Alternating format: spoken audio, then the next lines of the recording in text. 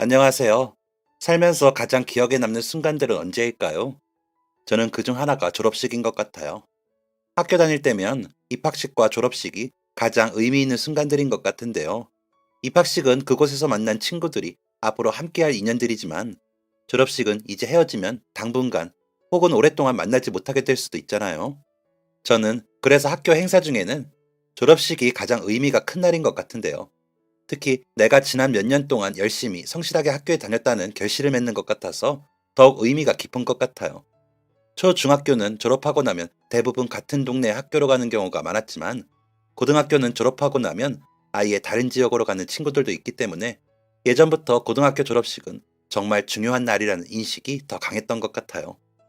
제 특별한 순간을 이야기하기 전에 저에 대해 소개하자면 저는 한부모 가정에서 자랐어요. 제가 3살쯤 엄마는 아빠랑 이혼하셨는데요. 엄마 말에 따르면 아빠랑은 늘 매사에 의견이 달라 헤어졌다고 해요.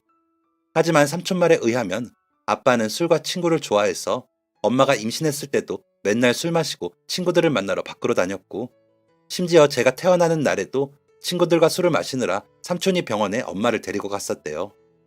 삼촌은 엄마에게 차라리 혼자 사는 게 낫다고 몇 번을 이야기했지만 엄마는 자신이 부모님 없이 자라봐서 안다고, 아이한테는 부모님이 있어야 한다고 몇 년을 버텼다고 하더라고요.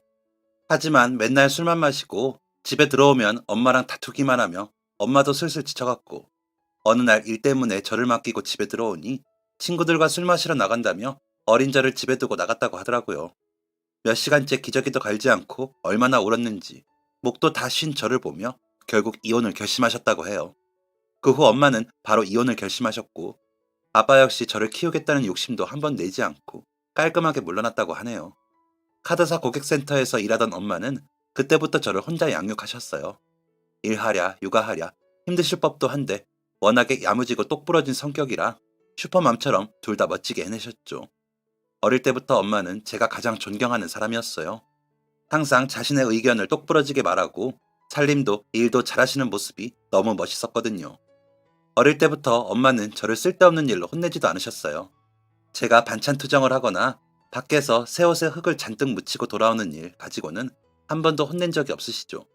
다만 엄마가 절대 그냥 넘어가지 않으시던 게 있는데 그건 바로 인성과 예의였어요. 아마도 아빠 없이 자라서 저렇지 라는 소리를 듣게 하기 싫어서 그런 부분에서 저를 더 엄하게 키우셨던 것 같아요. 그래서 저에게는 늘 친구 같고 형제 같던 엄마였지만 제가 누군가에게 예의 없이 행동하거나 친구와 싸운 일에 대해서는 왜 그랬는지 반드시 짚고 넘어가곤 하셨죠. 그렇다고 다짜고짜 화를 내시지도 않으셨어요. 먼저 저에게 어떻게 행동했는지를 물어보시고 왜 그렇게 행동했는지를 물어보셨죠. 그리고 그것이 과연 올바른 행동이었는지 스스로 생각해 볼 기회를 주셨어요. 엄마는 늘 말씀하셨어요. 누군가 보고 있지 않아도 늘 올바르게 행동하는 것이 중요하다. 진짜 훌륭한 사람은 남이 보고 있다고 눈앞에서만 잘하는 사람이 아니라 아무도 보고 있지 않아도 늘 자신에게 부끄럽지 않은 사람이다. 라고요. 한 번은 이런 일이 있었어요. 아마 제가 7살쯤 일이었을 거예요. 그날은 엄마의 쉬는 날이라 크리스마스를 앞두고 저희 모녀는 백화점으로 놀러를 갔어요. 백화점에서 물건을 살 형편은 아니었지만 크리스마스라 예쁜 장식이 된 거리를 보여주고 싶어 하셨거든요. 엄마의 이야기를 듣고 간 백화점은 정말 동화 속에 나오는 세계 같았어요. 온통 주변이 반짝이는 조명들이었고 예쁜 트리도 놓여 있었죠. 사람들 모두 신난 표정이었고 모든 공기가 설레고 두근거리는 것 같았죠. 그 사이를 걸으면서 엄마도 저도 너무 신이 났어요. 그렇게 별 다른 건 사지 않았지만 그래도 지하에 있는 한 빵집에서 엄마는 부드러운 버터향이 솔솔 나는 빵 몇 개를 사주셨죠. 집으로 돌아오는 길 저는 신이 나서 아까 백화점에서 봤던 것들을 이야기하고 또 이야기했어요. 엄마는 그렇게 재밌었냐며 다음에 또 같이 가자고 하셨죠.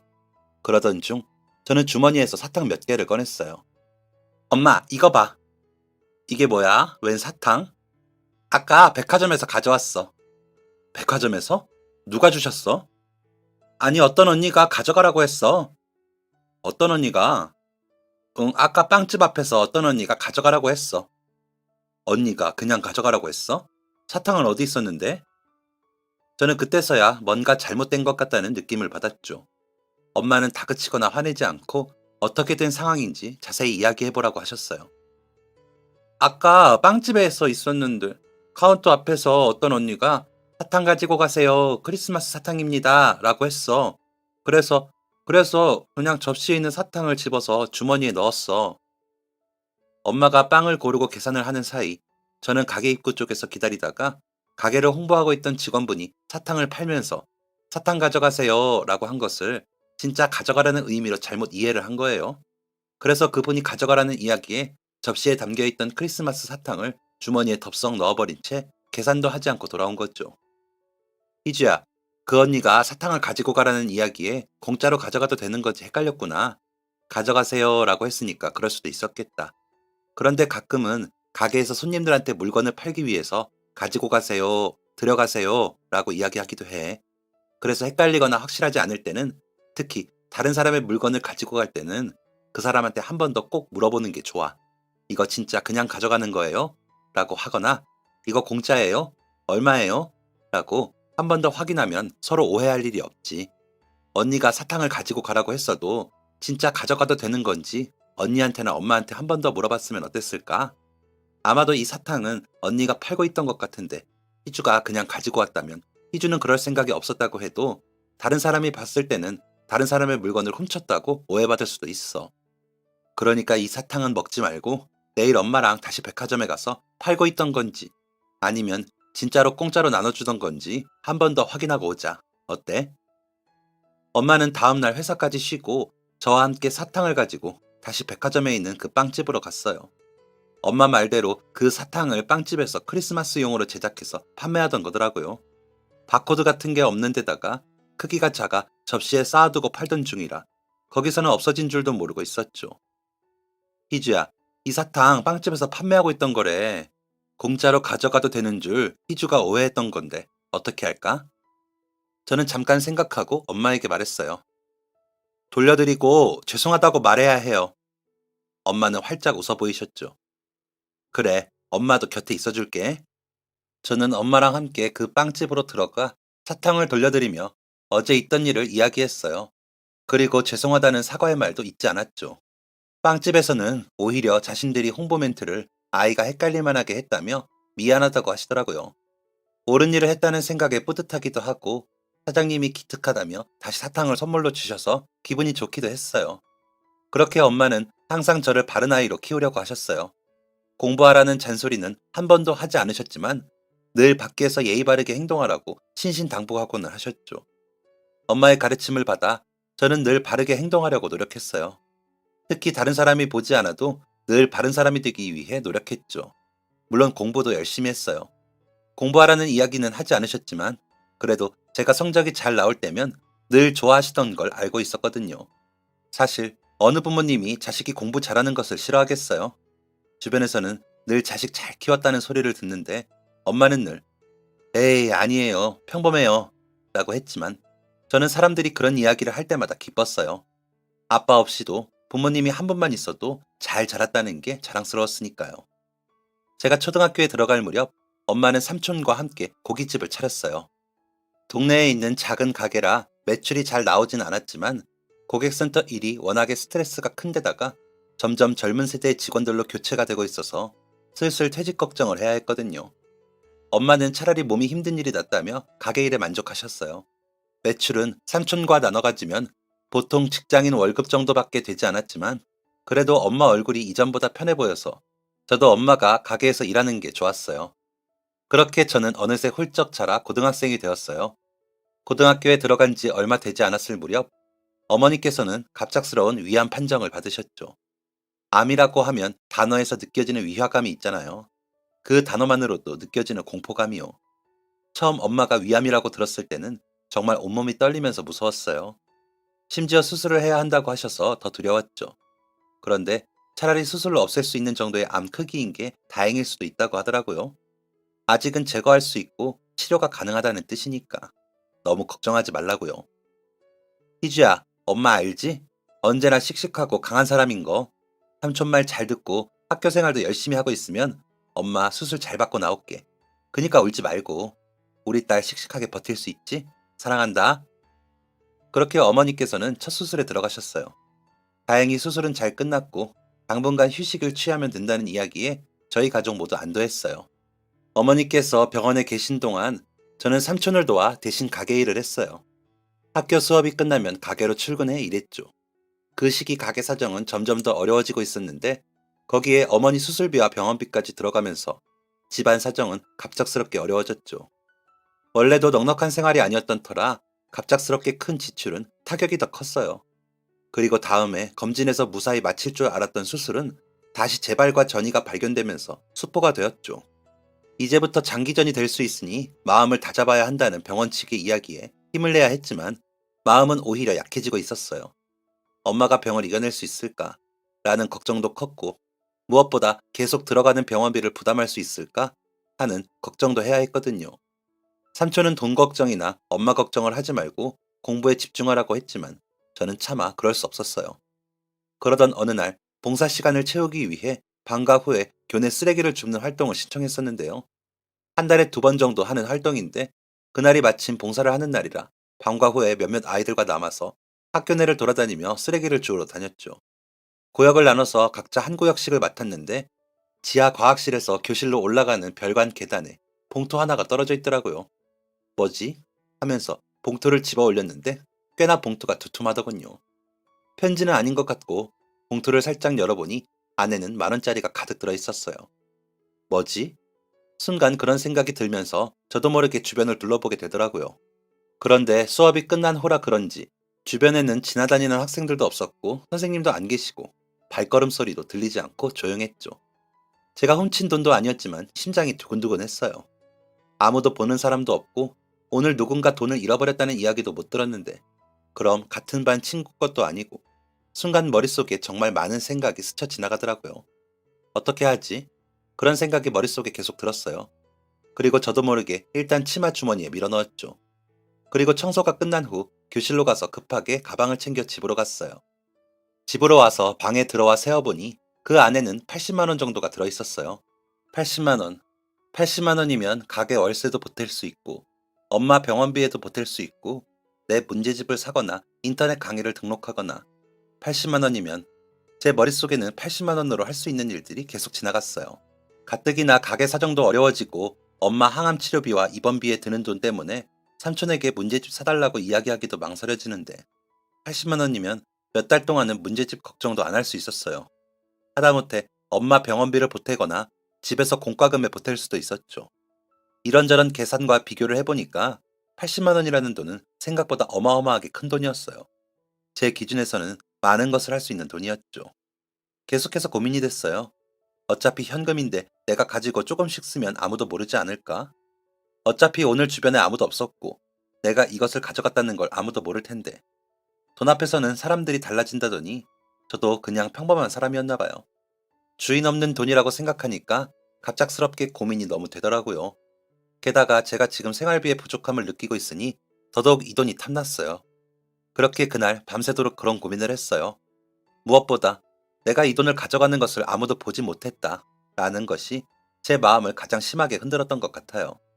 그리고 저한테 이야기하지는 않으시지만 밤이면 몰래 계산기를 두드리며 한숨을 쉬는 삼촌을 몇 번이나 봤기에 1, 2만 원도 아니고 무려 80만 원이라는 돈은 저를 고민하게 만들기 충분했죠.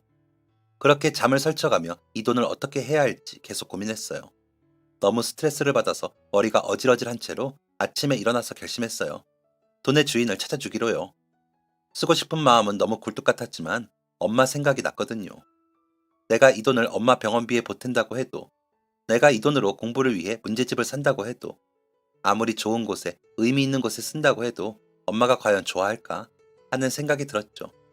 그리고 과연 그렇게 쓴 돈으로 나는 떳떳하게 생활할 수 있을까 하는 생각도 들었어요. 그리고 나는 과연 이 돈에 대해서 아무리 많은 시간이 흐른다고 해도 엄마에게 솔직하게 말할 수 있을까 하는 생각이 들었어요. 몇 번을 생각해도 답은 아니었죠.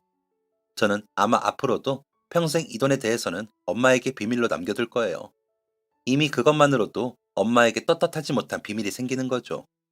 아마 지금 당장 아쉬움에 이 돈을 사용한다고 해도 저는 늘 마음 한 곳이 무거울 거예요. 평생 누군가 잃어버린 이 돈을 썼다는 죄책감을 가진 채 살아가겠죠. 자신의 하나뿐인 가족에게도 이야기하지 못하는 그런 비밀을 아는 채로요. 그리고 그거야말로 엄마가 가장 원하지 않는 제 모습일 거예요. 그렇게 생각이 정리되고 나니까 원래부터 제 돈이 아닌 그 돈은 돌려주는 게 맞더라고요. 그래서 학교에 가자마자 교무실로 갔어요. 그리고 학생 부장 선생님을 찾아가 그 돈을 내밀었죠. 이게 뭐니?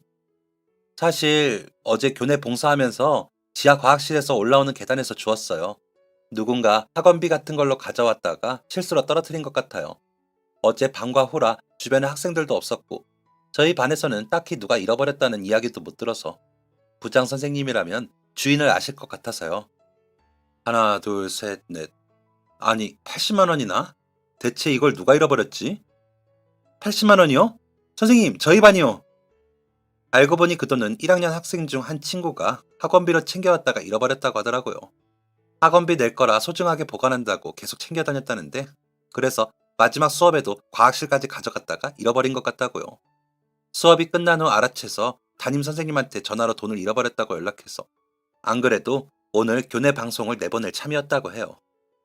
세상에, 안 그래도 그 학생이 집안이 넉넉한 편은 아니라서 몇 달 동안 학교 끝나고 빵집에서 일하면서 모은 돈이라고 하더라고.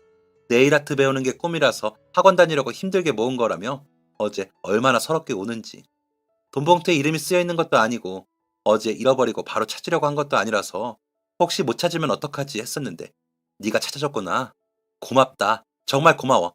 우리 반 친구한테도 선배님이 찾아줬다고 이야기해둘게. 정말 고마워.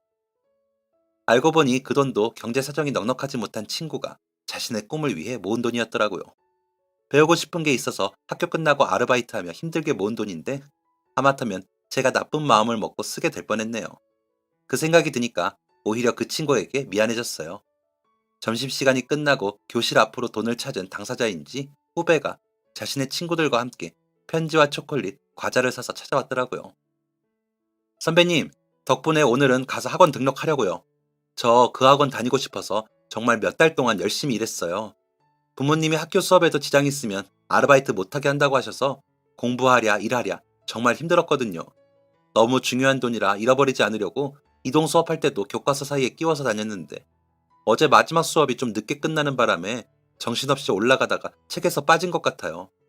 학원 가서 등록하려고 가방 열었다가 없어진 거 알고 바로 담임 선생님께 전화드렸는데 분실물 들어온 거 없다고 하셔서 진짜 얼마나 놀랐는지 몰라요. 저 어제 밤새 엉엉 울었어요. 이렇게 찾아주시다니 감사합니다. 정말 감사해요. 진짜 못 찾으면 어떡하나 앞이 캄캄했는데 너무 감사합니다. 아니야, 아니야. 그렇게 소중한 돈인데 찾아서 다행이다. 오늘은 절대 잃어버리지 말고 가서 학원 등록해. 덕분에 저는 감사 편지와 과자, 초콜릿을 잔뜩 받아 교실로 돌아왔어요. 80만 원에 대한 아쉬움이 없던 것은 아니지만 그래도 돈을 찾아서 저렇게 행복해하는 모습을 보니까 다행이다. 옳은 일을 했다 하는 생각이 들더라고요. 그리고 여기서 끝날 줄 알았던 이 사건은 흘러 교장 선생님의 귀에까지 들어갔어요. 선생님이 회의 시간에 이런 일이 있었다고 이야기했나 보더라고요. 어느 날 아침 저는 갑작스럽게 교무실로 호출받았어요. 희주야, 얼마 전에 네가 후배 돈 봉투를 찾아준 이야기 말인데 그걸 교장 선생님께서 들으시더니 너무 인성이 훌륭하다고 칭찬하시더라고. 그래서 이렇게 지나가기는 아쉬우시다고 이번에 조회 시간 방송에서 너한테 상을 주고 싶다고 하시더구나. 지금 선생님이랑 교장실로 갈 건데 괜찮지? 알고 보니 그 이야기를 듣고 크게 감동받은 교장 선생님께서 제게 상을 주고 싶다고 하셨더라고요. 그래서 저는 얼떨결에 전교생이 보는 방송에서 인성 우수상과 함께 5천 원짜리 문화상품권 2장이 들어있는 선물까지 받았어요. 교장 선생님은 상을 건네주고 악수하시더니 이야기하시더라고요. 전희주 학생, 주인 없는 돈을 보면 사람들이 먼저 욕심이 날 법도 한데 한 푼도 빠짐없이 그대로 선생님에게 가져다 주었다고 들었습니다. 정말 대단해요. 사람이 견물생심이라고 눈앞에서 그런 일이 벌어졌을 때 학생처럼 올바로 행동하는 사람들이 많진 않을 겁니다. 가끔 교내에서 돈을 잃어버렸다는 친구들이 있는데 제대로 돌려받지 못한 학생들이 있으니 그것만 봐도 알 수 있죠. 그래서 희주 학생이 정말 대단하다고 생각합니다. 정말 훌륭한 일을 했어요. 이번 일은 다른 학생들한테도 좋은 본보기가 될 거예요. 앞으로도 학생들이 이번에 있던 희주 학생의 일을 보고 많은 깨달음과 용기를 얻을 수 있었으면 좋겠네요. 우리 학교에 이렇게 멋진 학생이 있다니 교장으로서 정말 뿌듯하고 자랑스럽습니다. 그렇게 얼떨결에 전교생 앞에서 상까지 받았어요. 돈 봉투를 찾아드린 일이 이렇게까지 커질 줄은 몰랐죠. 그리고 상으로 받은 문화상품권으로는 갖고 싶던 문제집도 살 수 있었어요. 특히 이 이야기를 병원에 가서 엄마에게 해주었더니 엄마가 너무 좋아하시더라고요. 제가 받은 상을 병원 서랍장 위에 올려두고는 보고 또 보고 몇 번을 다시 봤어요. 엄마가 우리 딸 하나는 정말 잘 키웠어. 아니라 우리 희주가 알아서 잘 큰 건가? 엄마가 맨날 병원에 있느라 곁에 못 있어줘서 미안해. 엄마도 힘내서 얼른 나아서 집에 돌아갈게. 엄마 없어도 혼자 잘해줘서 정말 고마워, 우리 딸. 엄마는 제가 그 상을 받은 걸 너무 자랑스러워했어요. 항암 치료로 많이 지치고 힘들어 보이셨는데 제가 그 상을 받아간 날만큼은 활짝 웃는 모습을 보여주셨죠. 제가 반에서 1등 했다고 이야기했을 때보다 더 좋아하시더라고요. 그리고 상을 받은 이후 친구들도 다들 신기해 하더라고요. 특히 돈을 잃어버렸던 후배는 저랑 동갑인 언니가 있었는데 다른 반이었음에도 불구하고 굳이 고맙다는 인사를 하러 저를 찾아왔어요. 그리고 고3이 되어 같은 반이 되면서 저희는 단짝이 되었죠. 엄마는 상태가 호전되어 퇴원했다가 몇 달 뒤에 다시 병원에 입원했어요. 그리고 이번에는 회복하지 못할 수도 있다는 이야기를 들었죠. 앞으로 길면 3, 4개월까지밖에 살지 못할 수도 있다는 이야기를 들은 날 하늘이 무너지는 것 같았어요. 엄마, 우리 딸 그동안 엄마 없이 많이 힘들었지? 건강해져서 퇴원하기로 했잖아. 그러게. 그런데 생각보다 암세포가 힘이 너무 센가 봐. 다 무찌르고 퇴원해서 다시 집에 돌아가려고 했는데. 이러다 우리 딸 졸업식도 못 볼 수도 있겠다. 그런 말 하지 마. 왜 그런 말을 해? 미안해, 희주야. 미안해. 엄마가 우리 희주를 지켜줘야 하는데 이렇게 고생만 시키네. 미안해. 미안하다, 우리 딸. 엄마가 우리 딸 고등학교 졸업하는 것 무조건 봐준다고 했는데. 보면 되지. 보면 되잖아. 엄마 나 고등학교 졸업하는 거 보면 되잖아. 무조건 온다고 했잖아. 엄마, 엄마는 강하잖아. 이겨낼 수 있어. 버틸 수 있어. 조금만, 매일 조금씩만 더 버티자고 약속했잖아. 조금만 더 힘내자. 엄마한테 남은 시간은 고작해야 몇 달. 이러다가는 정말 제가 고등학교를 졸업하기도 전에 엄마는 세상을 떠날 수도 있었어요. 예전에는 엄마가 반드시 나와서 집으로 돌아올 거라는 희망이 있었는데, 이제 저한테는 아무것도 남은 게 없는 것 같았어요. 제 하나뿐인 가족이 세상에서 없어질 위기였으니까요. 그런 생각을 하며 저는 하루하루 사는 게 너무 괴로웠어요. 엄마는 지금도 힘든 항암 치료를 이겨내기 위해 안간힘을 쓰고 있는데 저는 멀쩡히 밥도 먹고 잠도 자고 친구들이랑 이야기도 주고받는 게 너무 말도 안 되는 짓인 것 같았어요. 그래서 점점 마음의 문을 닫아갔어요. 웃음도 나지 않고 즐겁지도 않았죠. 배가 고픈 것도 싫었고 아침에 눈을 뜨는 것도 싫었어요. 그냥 엄마 대신 건강하게 살아있는 게 나는 이렇게 아픈 곳도 없이 멀쩡한 게 너무 싫었어요. 그냥 이 세상이 모두 밉고 싫었죠. 그리고 저는 학교 수업도 종종 빠지고 병원으로 가 엄마의 병실에서 하루 종일 붙어 있었어요. 엄마한테는 개교 기념일이다, 학교 행사 일이다 등등 다양한 이유를 만들어서 이야기했죠. 그 즈음 뭔가 이상함을 눈치를 챈 단짝 친구가 저에게 무슨 일인지 물어봤어요. 희주야, 너 요즘 무슨 일 있어? 아니, 아니긴 뭐가 아니야. 너 요즘 표정도 엄청 안 좋고 학교도 빠지고 무슨 일인데? 내가 도움이 될 수도 있잖아. 아니야. 네가 도와줄 수 없는 일이야. 내가 직접적인 도움은 줄 수 없어도 이야기하고 나면 네 마음이 조금 편해질지도 몰라. 저는 잠시 망설이다가 친구에게 요즘 상황을 솔직하게 이야기했어요. 사실 우리 엄마 위암이야. 상태가 꽤 심각해서 어쩌면 올해 안에 돌아가실 수도 있다고 하네. 수술도 받았었고 좀 나아지는 줄 알았는데 계속 암세포가 없어졌다가 자라고 괜찮아진 것 같더니 다시 또 생겨서 점점 커지고 너무 커져서 이제 수술도 할 수가 없대. 어떻게든 치료를 해보려고 했는데 엄마도 정말 이 악물고 버티고 있는데 그러다가 병원에서 이번에는 마음의 준비를 해야 할지도 모른다고 하더라. 올해를 못 넘길 수도 있다고. 엄마가 죽을지도 모른대. 앞으로 3개월 정도밖에 못 살지도 모른다고 하는데 어떻게 해야 할지 모르겠어. 우리 엄마 나 졸업할 때까지 못 살지도 몰라. 졸업식은 무슨 올해를 못 넘기실지도 몰라. 이제 다 끝났을지도 몰라. 저는 그런 이야기를 하면서 친구를 붙잡고 엉엉 울었어요. 처음으로 누군가에게 제 솔직한 마음을 털어놓았던 것 같아요. 친구는 대답 대신 우는 제 등을 조용히 토닥거려줬어요. 그러면서 걱정하지 말라고 다 잘 될 거라며 이야기해 주었죠. 저는 친구에게 털어놓았더니 조금은 마음이 편해졌어요. 고마워. 네 말처럼 누군가한테 이야기하니까 좀 낫다. 그동안 세상에 무거운 짐을 나 혼자 안고 있었던 것 같은데. 고마워, 들어줘서.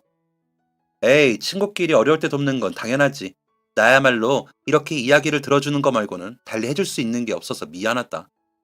아니야, 이렇게 들어준 게 얼마나 힘이 되는데. 정말 고마워. 그 뒤로 저는 종종 친구에게만 제 고민을 이야기할 수 있었어요. 주로 엄마가 제가 고등학교를 졸업하고 대학에 합격하는 것을 볼 때까지만 살아계셨으면 좋겠는데 그럴 수 있을까 하는 고민이었죠. 대학에 합격하는 것까지는 보지 못하시더라도 고등학교 졸업식은 꼭 보셨으면 좋겠다고. 그렇게 어쩌면 누군가 듣고 이루어지게 해주기를 바라는 기도하는 마음처럼 이야기하고는 했어요.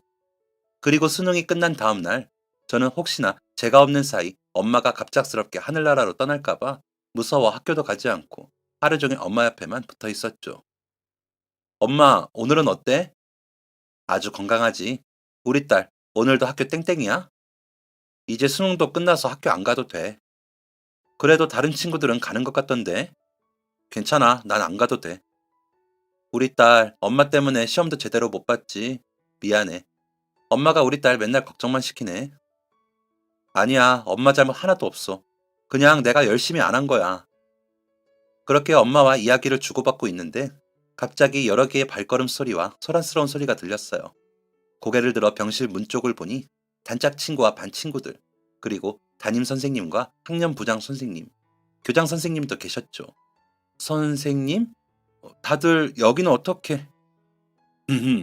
자, 그럼 지금부터 전희주 학생의 졸업식을 시작하겠습니다. 네? 졸업식이요? 그러더니 뒤쪽에서 삼촌이 머쓱한 표정으로 꽃다발을 들고 들어왔어요. 네 친구가 오늘 병원에서 네 졸업식을 해준다고 하더라고. 그래서 삼촌이 꽃다발 좀 사왔지. 졸업식에 꽃이 빠지면 섭섭하잖아. 삼촌, 다들 이게 무슨... 희주가 그럴 아이가 아닌데 요즘 수업도 종종 빠지고 표정도 어둡고 뭔가 힘든 일이 있는 것 같아서 가장 친한 은영이한테 물어봤어. 들어보니까 희주 어머니께서 학교에서 하는 졸업식까지 기다리지 못하실 수도 있어서 걱정했다며? 그래서 어떻게 도와줄 방법이 없을까 선생님들이랑 의논해봤지. 다른 사람도 아니고 희주 학생 일이라고 하니 그냥 넘어갈 수가 없더군요. 희주 학생은 타의 모범을 보여준 아주 성실하고 바른 학생이거든요.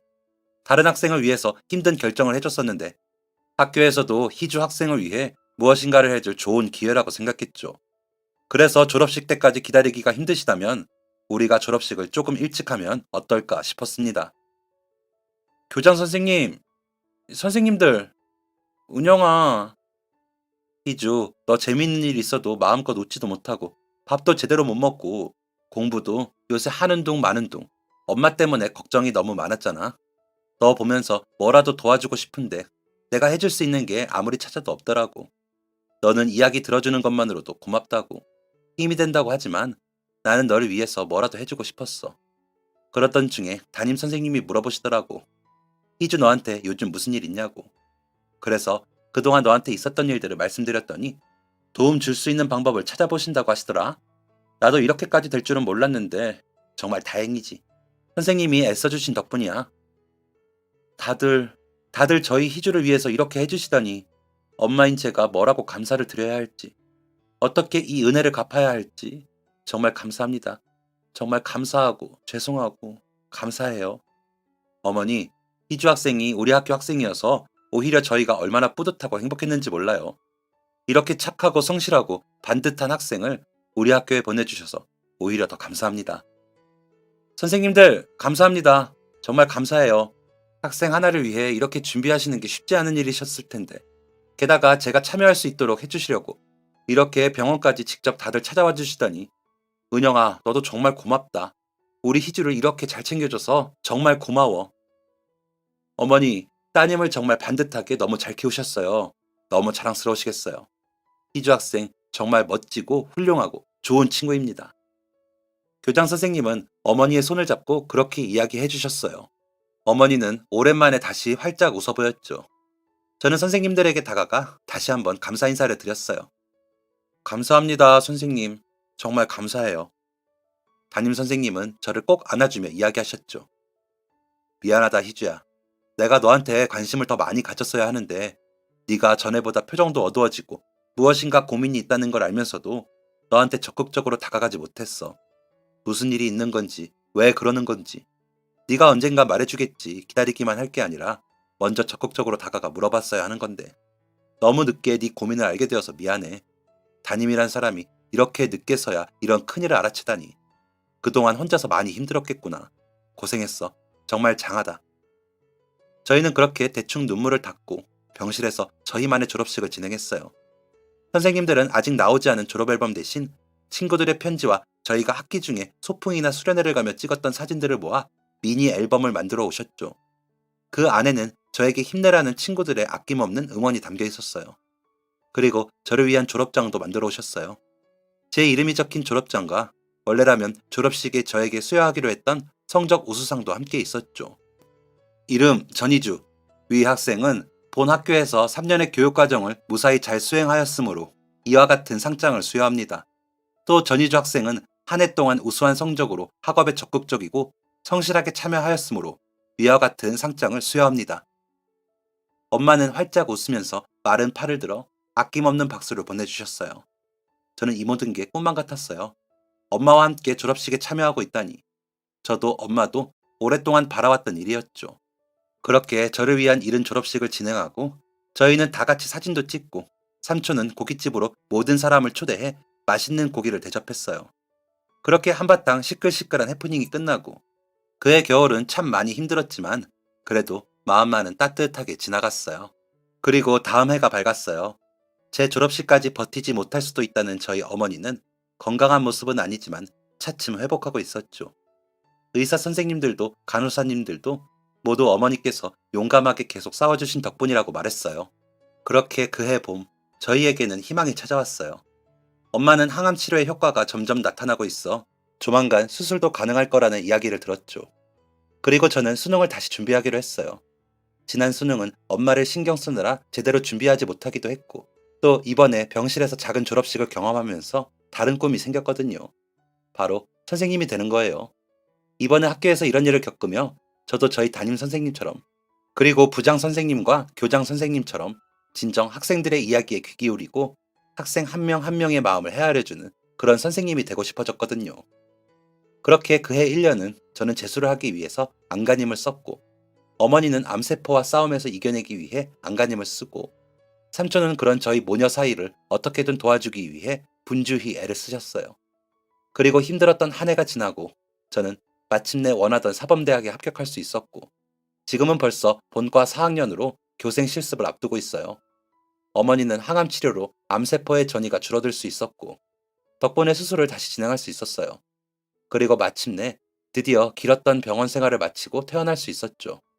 한동안 병원에 다니면서 다시 재발하지 않는지 지켜봐야 하지만 2년이 지난 지금까지도 다행히 재발은 일어나지 않고 있어 한시름 놓을 수 있었어요.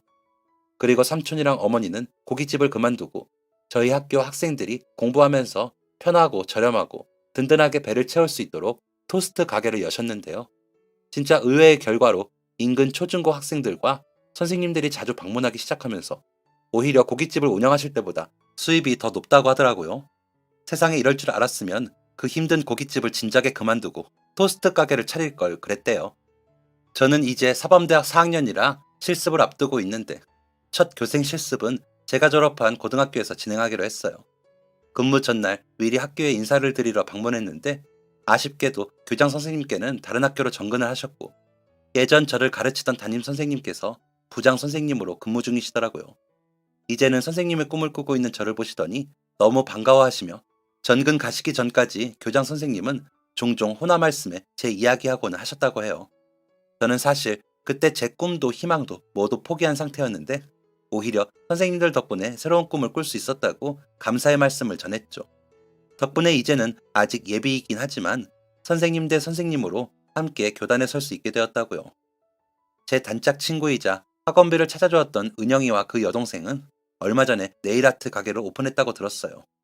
동생은 일찍이 꿈을 찾아서 네일아트 자격증도 따고, 은영이는 동생과 함께 샵을 차리기 위해서 대학을 다니다 그만두고 네일아트를 배웠다고 하더라고요. 저는 언제든 무료로 해주겠다며 가게에 놀러오라고 얼마나 성화인지 몰라요. 이번 실습이 끝나면 전근 가신 학교로 예전 교장 선생님도 찾아뵈야겠다고 생각하고 있는데요. 오랜만에 뵐 교장 선생님과의 만남도 기대되지만 무엇보다 당장 코앞으로 다가온 실습이 더 걱정이에요. 학교에서 수업 모션도 많이 해보고 관찰 실습도 나가보았지만 정식으로 학교에서 아이들과 본격적으로 선생님으로 소개되는 자리라고 하니 오늘은 잠을 잘 수 있을까 싶으면서 너무 떨리네요. 저 잘할 수 있겠죠? 이번 실습은 제 모교에서 진행되는 만큼 꼭 잘 해내서 멋진 선배님의 모습을 보여주고 싶은데요. 저를 보고 또 새로운 꿈을 꾸는 학생들이 있을지도 모르니까요. 그리고 앞으로도 제가 선생님들에게 받았던 것보다 더 큰 사랑과 교훈을 돌려줄 수 있는 멋진 선생님이 되고 싶어요. 또 그때까지 오래오래 엄마도 삼촌도 건강하게 함께 했으면 좋겠네요. 그리고 언젠가는 저희 엄마처럼 멋진 엄마가 될 수 있는 날도 오겠죠. 긴 사연 들어주시고 또 읽어주셔서 감사합니다. 여러분도 연말연시 가족분들과 행복하시기를 바랍니다. 지금까지 사연 들어주셔서 감사합니다. 사연이 재밌으셨다면 구독과 좋아요를 눌러주세요. 감사합니다. 안녕히 계세요.